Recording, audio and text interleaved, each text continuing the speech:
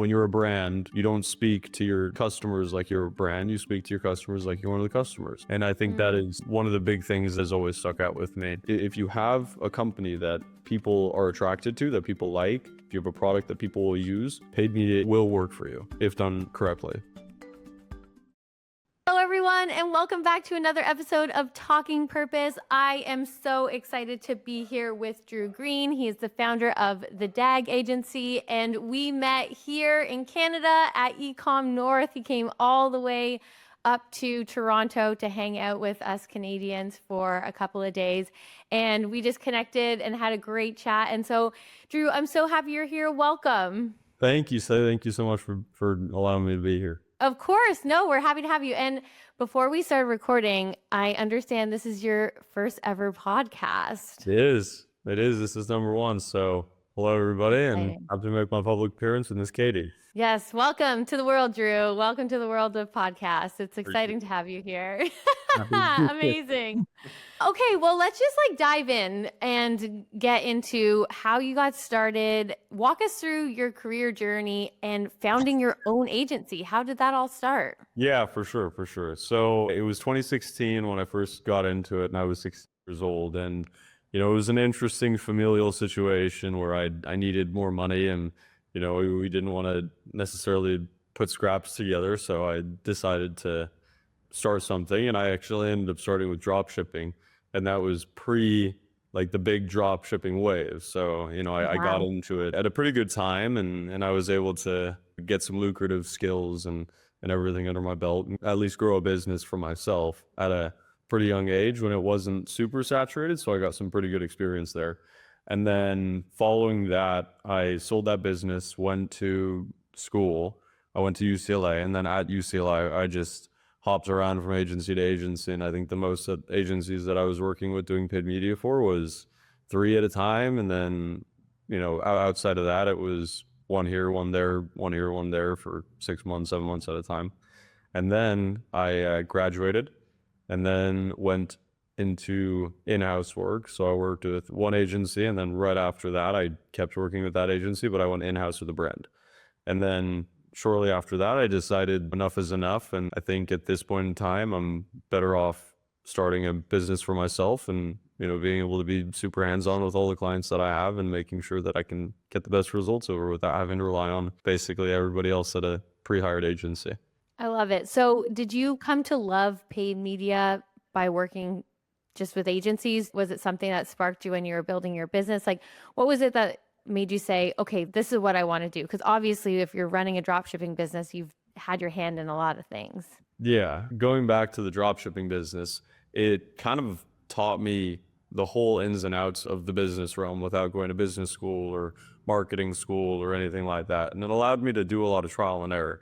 I've got ADHD, I've got different neurological things going on with me. And I think all of those kind of allow me to see, at least the paid media realm and these different things in business a little bit differently than other people. And I think that has always worked as sort of an upper hand for me.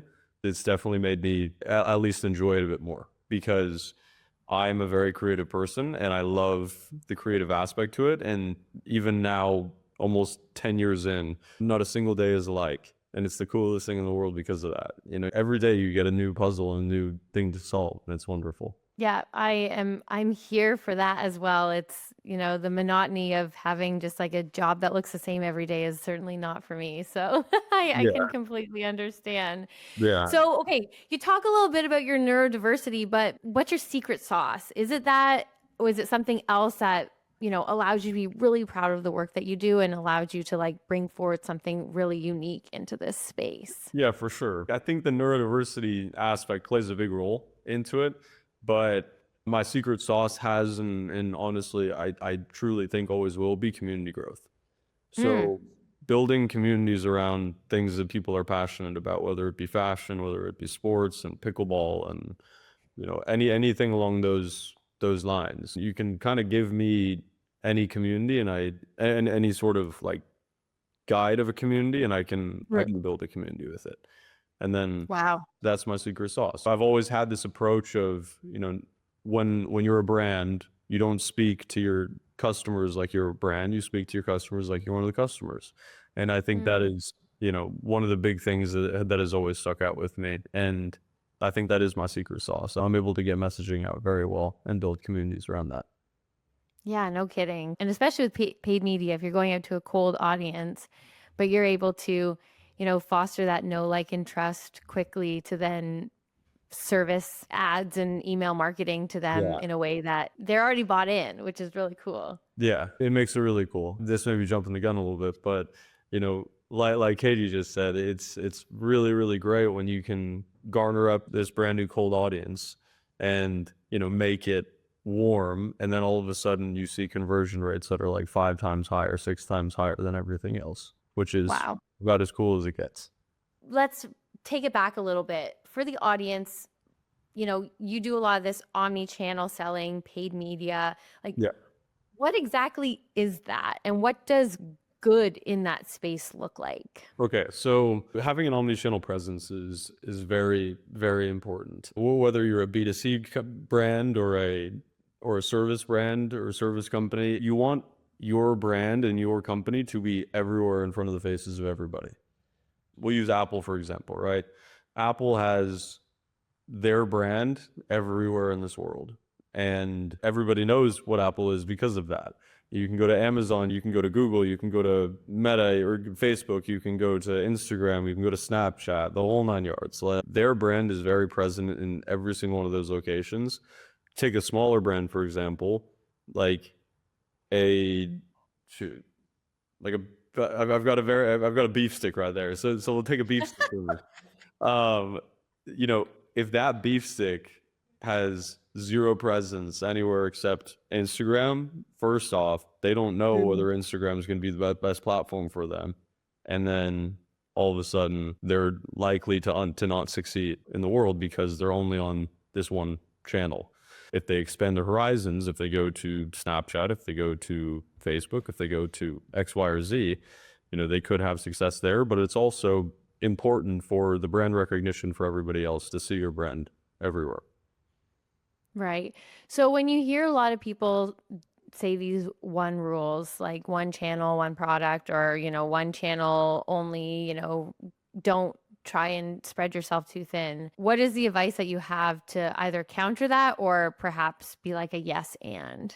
Definitely a yes and. So you really can't counter that all that much because it's important as as a small business. You don't have the biggest budget in the entire world, but in the early stages of paid media with a smaller brand, it's the most important thing in the entire world thing to do is test. So you were testing X, you were testing Y, and you were testing Z.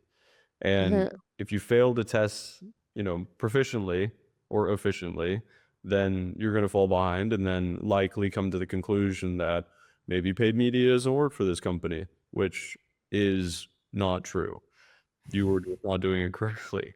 Because paid media is, if you have a company that people are attracted to, that people like, if you have a product that people will use, paid media will work for you if done correctly.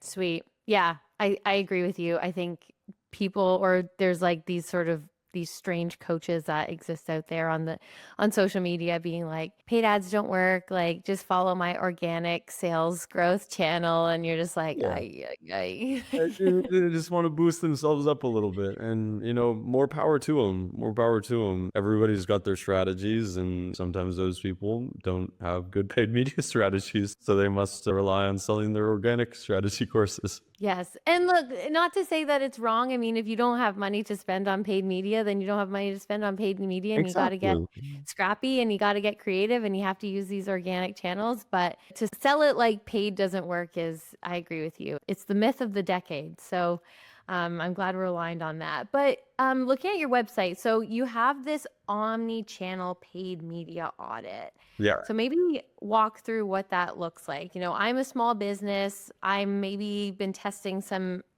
Instagram ads. Maybe a little bit on some other platform that now name I can't even think of, Facebook. They're all the same though. Yeah. And you're thinking to yourself, like, okay, is this working? Someone's telling me I need to run ads on Amazon now so that people come to my Amazon storefront. Like, Mhm. what does this all look like? And how can small businesses who are kind of getting into this space think about how to better understand what's going on? Yeah, absolutely. Basically, with the DAG agency, when I get a new potential client come in and they're like, can you please look over my ads or review X, Y, or Z? The first thing that I do is basically look at the different channels that they're running on and then see the messaging and analyze whether the messaging is one, the sort of right direction of which they want to talk to their customer or their ideal customer. And then Mhm. two, are they keeping that messaging consistent? Are they keeping the creatives consistent? And a lot of the time, the answer is no. And the overwhelming majority of the time, they're missing out on, the one, I guess, my secret sauce, which is, building a community around what you're doing. So the messaging, and it's not normally consistent. If it is consistent, it's not done the right way. As Mhm. in, at least brands nowadays, when you look at a super, super successful small to medium to even like small, large size brand, the main thing that they kind of all share is the way that they talk to their customers is very organic and it's very personable as opposed Mhm. to brandy and very it's something that I absolutely hate, the brand guidelines. So the second like a company allows you to step outside that box, maybe a little bit, and start being a little bit more casual and a little bit more relaxed with your ideal customer, the second you will start to see more results. So that's one of the big things that I look for in the audit. And then on top of that, mostly even 10 times out of 10, it's my secret sauce, which is the community growth aspect. And that Most everybody that come to me don't realize that they're spending 100% of their budget on direct conversion ads on Meta and totally disregarding everything email wise and everything like that. Or they have like a standard protocol newsletter once a week. The times have changed a little bit. That's a lot of the things that I look for in the audit, and that's a lot of the write-up that I do as well. And like, here's what my implementation would be into. interesting. Okay, so then when you're saying, people are spending maybe all their time running ads and not thinking about anything else, or like where do you find like the biggest places where people feel stuck? And what are some of the things that they can do to work through those? Yeah, absolutely. From firsthand experience, the overwhelming majority of the brands that I work with typically come to me because they're stuck in that low ROAS. ROAS is It, return on ad spend.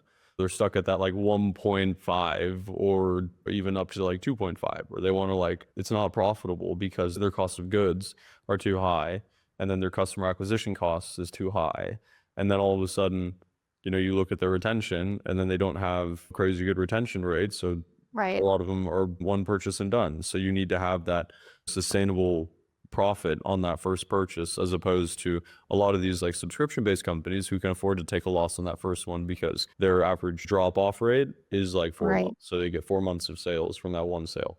Is there a sweet spot? Like I've heard people say certain things about running ads and price points and things like that. Like TikTok, like the sweet spot's like $17 and you need to be having a product that's at least $25 to run meta ads. Is that something that you see? Is that something that you recommend? No, no, not at all. I have personally worked with brands that sell products up to like $5,000 on Meta, and then I've worked with brands that sell products for $5. And both can be profitable if done the right way. I wouldn't necessarily say that there's like a natural sweet spot. If you want to go into like a drop shipping sort of realm, then or like a personal brand or even like a white labeled brand, then yeah, I think that's a pretty comfortable sweet spot of like that 25-ish dollars, 25 to $40 of say like branded t-shirts or sweatshirts or anything along those lines. Yeah, absolutely. If you want to do print on demand stuff, So you you're market not seeing that. them lose their margins? I see a lot of the people that don't implement a lot of these different strategies lose a lot of those margins. And then those are Yeah. typically the people that end up coming to me and saying, this is ridiculous. This agency has charged me up the butt And not only am I spending $2,500 on the agency, I'm only getting me a 1.5 or a 2.0 return on ad spend. Right. And all of a sudden I'm down significantly on the month when we made revenue. It's the foundational pieces. It has nothing to do with if you're running even like cost, I guess, like $5 a day versus 50 versus $100,000 a day. By the sounds of it, you'll still get results. It might not be a $5 a day ad strategy gets you $1 million worth of sales, but like they all work in their own way as long as you have that foundational piece of communicating properly, writing the proper ad copy, understanding who your ideal customer is, all that. Absolutely. But even more so, the profitability comes to, the community aspect from what I've seen. From Yes. Repeat customers, like exactly lifetime retention values and things like that. Yeah. that is where the money is made. You want to spend as little as it takes to get Jill from right down the street super interested in your new phone case, and then interested in phone cases in general. And then you find out that she's a hiker, and then you can make a blog that's based on the hiking and drive people to that blog, and all of a sudden you got 10,000 people that are super interested in phone cases and hiking. And then it is the easiest thing in the entire world to sell to them. Amazing. I love that. I love how phone cases and hiking, and you just like, and then you have 10,000 people. That is, I'm sure, a lot of people's dream on this podcast. Just easier, come out of nowhere. Easier done than a lot of people think, though. Well, there you go. That's why you're on the podcast, and that's why people need to work with you, Drew, because obviously you're making magic happen. I want to share something that I'm building alongside this podcast. It's a community for purpose-driven, product-based founders who don't want to build alone and who want to grow smarter, not just harder. After years of supporting founders at Shopify, I kept seeing the same thing. Mission-led entrepreneurs doing meaningful work, but lacking a peer space that helps them move faster and make better decisions without compromising their values. This community is designed to be a growth accelerator, a place to learn what's working, pressure test ideas, share real tactics, and build momentum together so growth feels intentional, supportive, and sustainable. If you're interested, join the waitlist. Find the link in the show notes below. Let's talk a little bit about email marketing, because this is what we actually chatted about when we were at Ecom North. I find that some brands think of it as an afterthought, or they're not really sure even they're like you said, should I write a weekly newsletter? Let me tell you, if my skincare brand is writing me a weekly newsletter, I am not tuning in. You're not reading it. So was there a moment or a client win where you realized email is like this massive engine? Yeah, I can't disclose the name, but I was with a very, very, very large clothing brand. I was heading all of their marketing, but just their paid marketing, so not their email. And one day they decided to merge us in a call, and it was me and an email. It was in prep for a random promotion in September. I very vividly remember it. But we were going over our numbers, and they were going over theirs, and their retention rate was 55, 60%. So really high, really high. And that's something that they didn't stress to me when they brought me in, which was we can kind of afford to take that little bit of loss if we do that. And at that time, I was running a very traditional media buying method. And then the email marketing people were yeah, we've had a slow week. We've done 250,000 in revenue this week via email. And I was it's 250,000 in emails is a slow week versus my paid media, which we're spending, roughly $75,000, had a great week and made $250,000. I'm that doesn't two in a bang in my head went off. I was interesting. And what are the costs for email? And then I looked into it, and you're paying Niclavio basically enterprise costs, which you pay per month, and then you pay based on how many emails you have in your list, and then how many emails that you're sending a month. And I was that's ridiculously low in comparison to $75,000 to acquire a new customer, right? So, and especially when your retention rate is that high, and I guarantee they're not doing everything that they can to get in every last person. So it was after that when I had a discussion they were a private equity firm, but I had a discussion with a private equity firm, and I said, let me do this. I got this. And then since then, I basically have trained every bit of me and my paid media to drive more emails and drive more email acquisitions and then garner email to really build up that trust in that community. And then it makes selling and retaining them that much easier. So there was that one little bing moment, and then after that, it's been game changing. And I've talked to many, many, many agencies, and nobody's really done it, which is kind of cool to realize too. That is another piece of secret sauce. It's like you Yeah. have this flywheel of like ads, emails, community, and it's just like, Yeah. that's Yeah. awesome. Yeah. Wow, what a So podcast fail. yeah, it's really, really cool, and it works insanely well, and it's just fun. So if a brand has a small but engaged email list, let's Yeah. say, maybe they're like not quite at the community level, not to Right. put in air quotes, but you know what I mean? Like Mhm. they're friendly, they're dating, but they're not No. like full community. How can they turn it into real momentum and revenue without relying solely on ads? Yeah, so I mean, it totally depends on what kind of brand it is that you're talking about that like we can use in a theoretical situation, but we can use a skincare brand, for example, because you mentioned skincare. Having blogs or at least like newslettery blogs Mhm. that are less preachy and more like more fun are Mhm. definitely the way to go. So if you have an engaged sample size of say like 500 people, 1500 people, however, small that you want to go, these people are opening your email, but the reason that they're converting is because you don't have an attractive call to action, or you don't have an attractive enough content in your newsletter itself or in your emails themselves.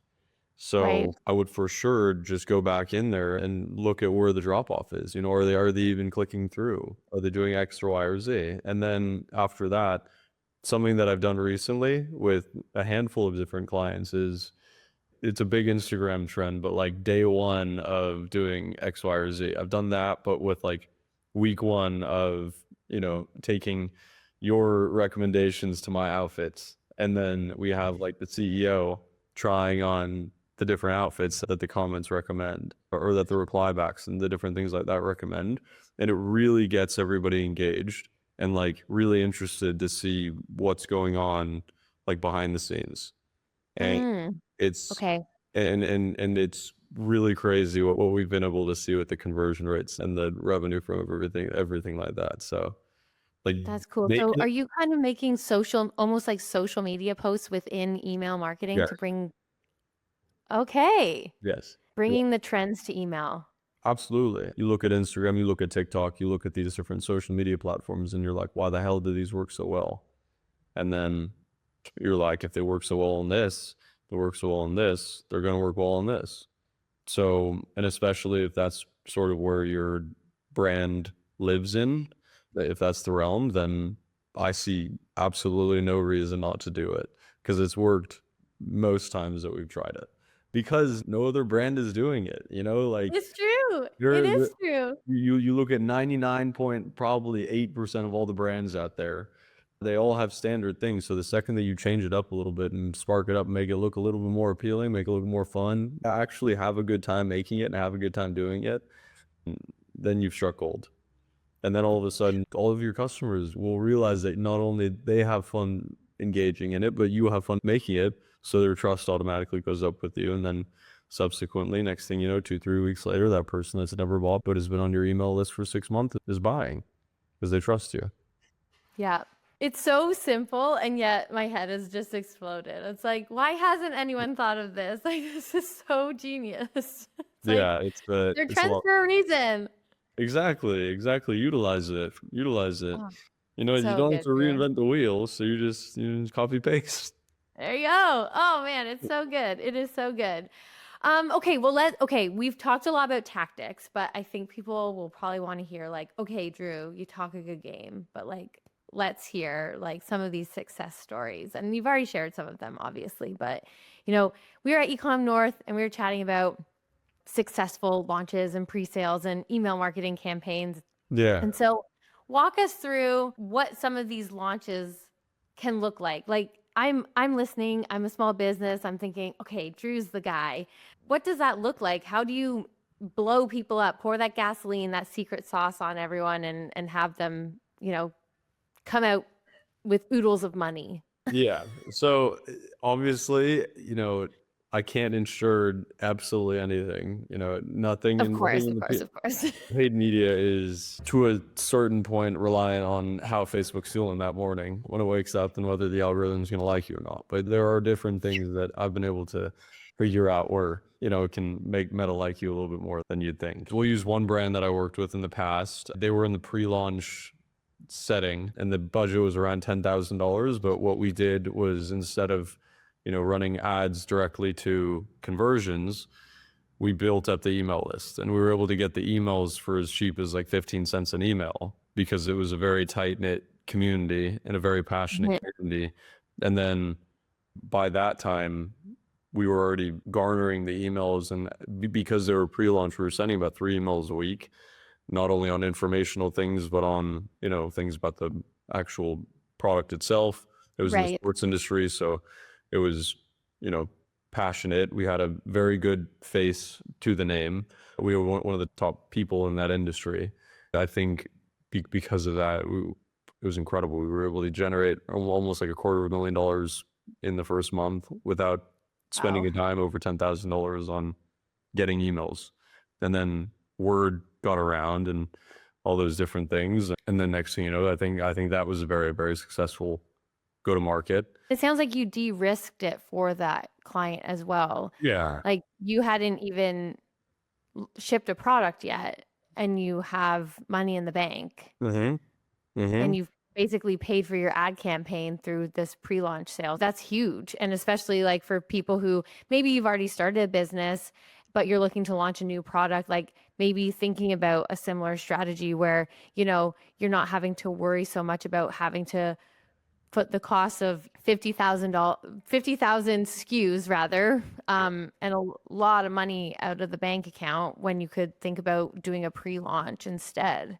Yeah, and that's for a brand that's just launching. And I would say the majority of potential brands that are going to be listening to this are going to be brands that already have, sort of a footing behind them, or they're looking for that next step to get them to wherever they need to be. The next one that I'll say was it was a CPG.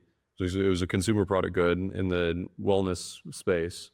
Prior to me coming in, they had 2 years of stagnant sales. So they grew 15%, but their COGS grew 15%. So they had no P&L change in the slightest. They were in red both years. And then, when I came in, I looked at the return rate. I looked at how much is it that they're spending on new customer acquisition versus returning customer acquisition on Meta, and how big is their email list, what's their email list growth, and all this X, Y, and Z. And the numbers were pretty alarming.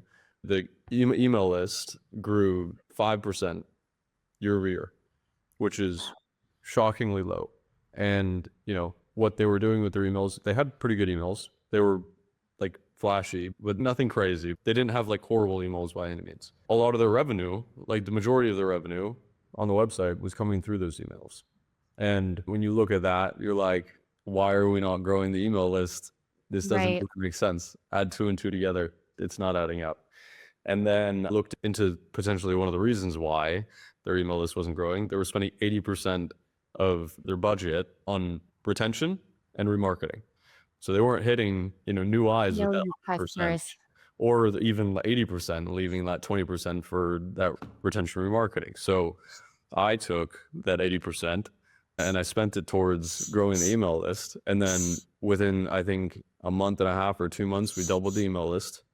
And the revenue, I think at the end of the year, we ended up up over 50%, which was the biggest growth that they've ever seen in their history. It was nice to go through that because the method kind of works. You want people to love you and be with you and support your company, and you want them to do it for the right reasons. You're not pushing a sneaker to a sneakerhead that has never even heard of your brand before. You're pushing, being outdoorsy, and this is like 10 things that I do being outdoorsy, and here are the best sneakers to do that in, And then you're not even necessarily doing it like that. You're building up that reputability and that trust and that community so that people Totally. were to, learning more about you and your business and your everything. And then next thing you know, dude, obviously I want your sneaker. I trust you now. It's an easy one. But There you go. yeah. That trust thing, that is where the money is.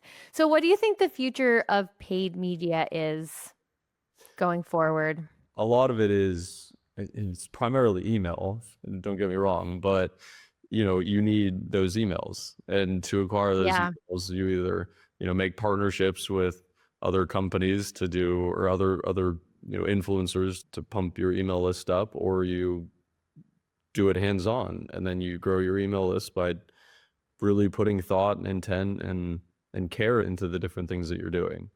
On your paid media efforts, don't make it so salesy. Talk to your customers like they're you.